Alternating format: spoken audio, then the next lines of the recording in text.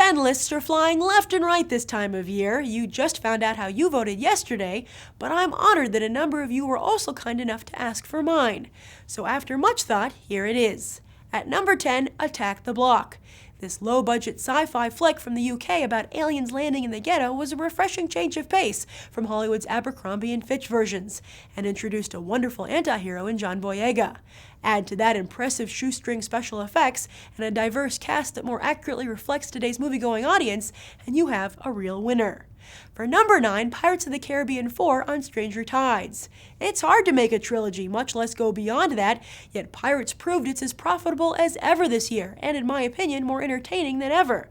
This was my favorite entry in the franchise yet, and in a year where women made major strides in Hollywood, Pirates' Penelope Cruz and crew of vicious mermaids certainly did their part.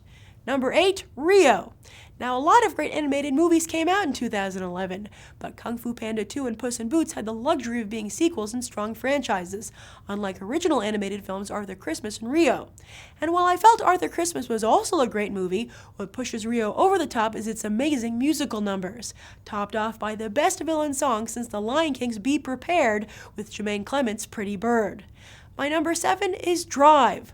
While the 80s-esque noir might not have been as jacked up as Fast 5, it had a haunting quality that stayed with you long after you left the theater, largely thanks to sporting the best soundtrack of the year. Plus, it's nice to see Hollywood's hottest prospect, Ryan Gosling, staying true to his indie roots and continuing to push the edge of the envelope. But at number 6, I have Midnight in Paris, where Woody Allen didn't take any risks. His postcard version of Paris enchanted audiences, and Owen Wilson became the first actor to fill in for Woody Allen and not simply ape his style. The result was Allen's most successful film ever, and newfound critical acclaim for Wilson. Number 5 is Thor. I much prefer this Marvel film to Captain America, which felt like its own movie rather than an Avengers prologue. On top of that, Chris Hemsworth was able to fully realize a difficult character and made the role his own. In fact, when you factor in the frenzy over the trailer for his upcoming Snow White and the Huntsman, it's clear that a new action star has been born. For number 4, Bridesmaids. I said that 2011 was a huge year for women in Hollywood, and this is the movie that led the charge. While Judd Apatow might have shepherded the project, the cast of female comedians delivered, resulting in a film that rose above mere chick flick status as everyone thought it was hilarious. Then at number 3, The Artist. While Ryan Gosling certainly took some risks, nobody took more of a risk than writer-director Michel Hazanavicius and actors Jean Dujardin and Bernice Bejo by making an actual silent film. And while it was a calculated risk, aka serious Oscar bait, there's no denying The Artist hit its target with flair. Hopefully we'll get the chance to hear Dujardin and Bejo speak in future Hollywood films. Now, I had planned to make Rise of the Planet of the Apes my number 1 film of the year, but it ended up at number 2. I was so impressed with this sophisticated sci-fi film, not just for Andy Serkis's amazing motion capture performance, but also because it was a prequel that actually did its original film justice.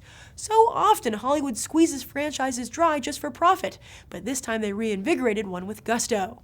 So, what unseated Rise of the Planet of the Apes? Warhorse. I just saw this movie Saturday night and was blown away. This is how Hollywood used to make them. Warhorse stands shoulder to shoulder with the greatest epics from the 30s and 40s, films which helped make the industry what it is today.